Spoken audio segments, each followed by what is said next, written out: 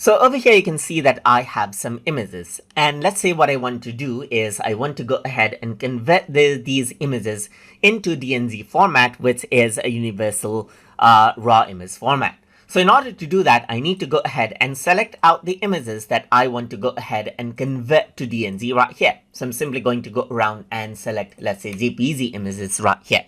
You can also go ahead and convert other raw image formats to DNG by using this method as well. So now once I go ahead and select these, I'm going to go around onto the file menu, and then I'm going to go to export to, and here you can see that export to DNG is an option right here.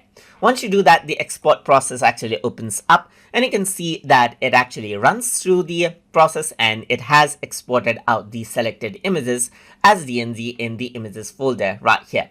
So over here, if I were to open up the images folder, now you can see all of these images in DNG format, which is a raw image format that you can simply go ahead and edit it in supported edited programs like Photoshop and other editing applications as you like.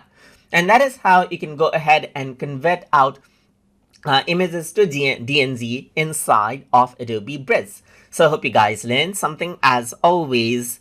And as always, please like, comment, share, and subscribe.